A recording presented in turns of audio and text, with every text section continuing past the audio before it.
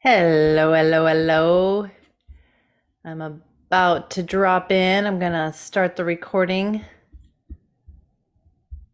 Hello, everybody. I am gonna share with you about bringing up the past in an argument. Why does it happen? Is it helpful? And what do you do about it? What's the elevation?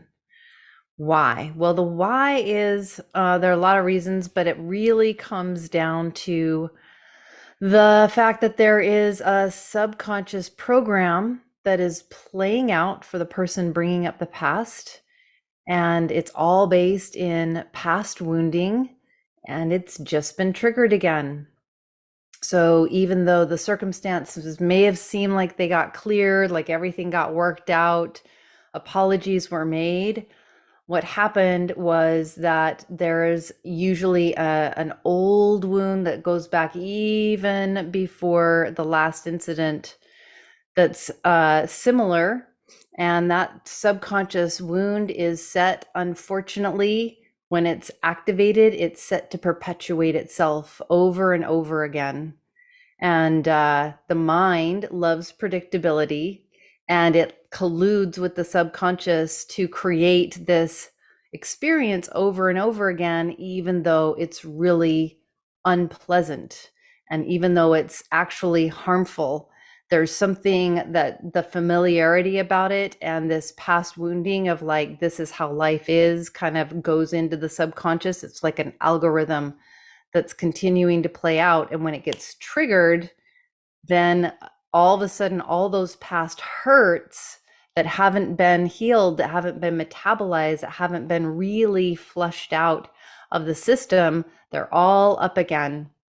And so that's why in an argument, the past gets brought up, because even though the right words may have been said, the right amenities or amends, excuse me, the right amends have been made, that wound is still in there and it's still festering, and it's now got an opportunity to come up again. So the person's feeling it.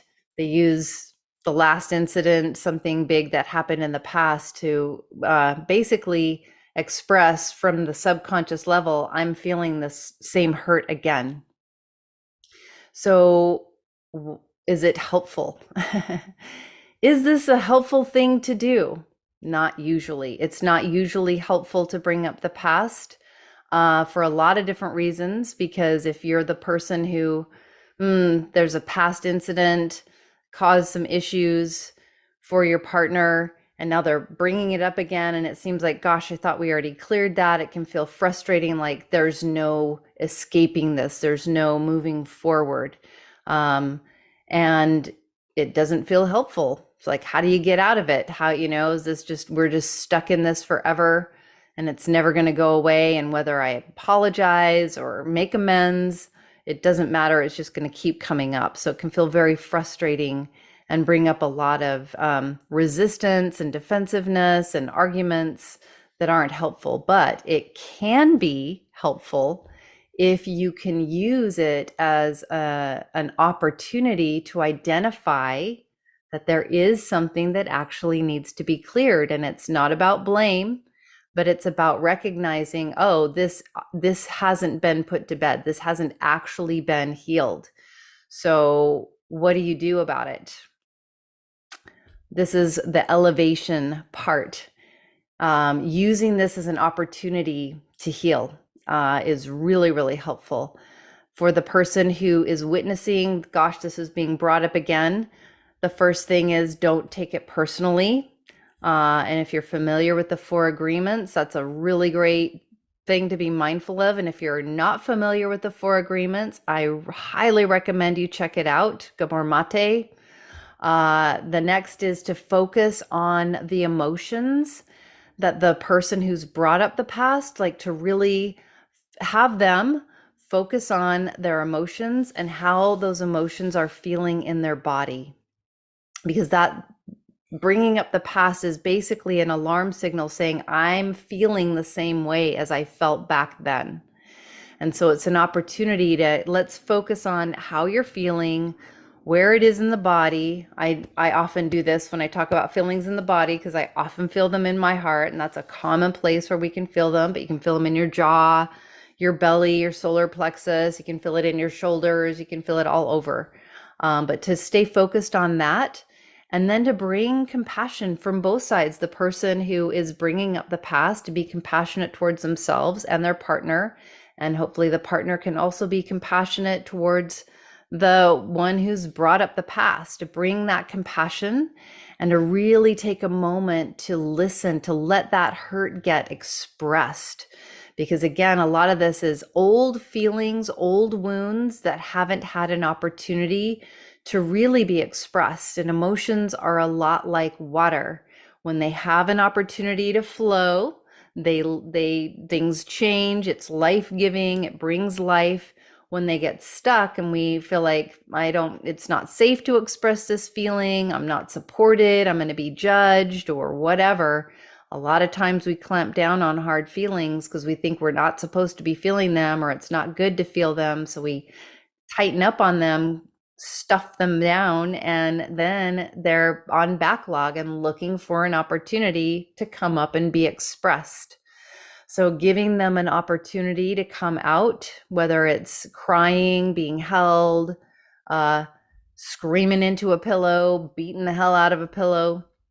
There's all kinds of things. And by the way, I mention a lot of things, ways of expressing emotions, getting them out of the system in my book, Elevationship, which I will talk a little bit more about in just a moment. But basically, you want to give it space to be expressed and to really be felt, because really what needs to happen is those emotions just need to come up and out. And then the mind is looking for an opportunity to say, oh, there it is. There's a thing that's giving me a chance to get this really toxic thing out of my system. And it can turn into blame and stuff like that. And just none of that is actually very helpful. So how do you clear it? How do you really go down and do that deep healing and deep clearing? This is where I encourage you to get my book, Elevationship. I'm going to put the link in the comments, and it's absolutely free. You'll also get a follow-up email from me that has some really great resources from dear friends to support you in your relationships. And in there are ways to identify that a trigger has been activated, some methods for getting it out of the system, but one of the most valuable things in the Elevationship book that you're going to get for free if you click on the link is there's a guide for clearing conversations to really support getting these things out so that they are out, out and not continuing to come back and haunt you. We call them heart check-ins, and it's in that book, Elevationship. If you've been inspired by this message, please give it a like. And if you have questions or comments, please leave them in the comments, and I will definitely respond to you personally. And I encourage you to subscribe right now so that you can get more videos like this in the future. And if you need some personal support from me, if you're interested in getting deep support for healing some relationship stuff, getting clarity about your relationship, you can contact me at amandaeloesh@gmail.com. Until we get to connect again, this has been Amanda Elo'esh, your quicker waker upper. May the source be with you.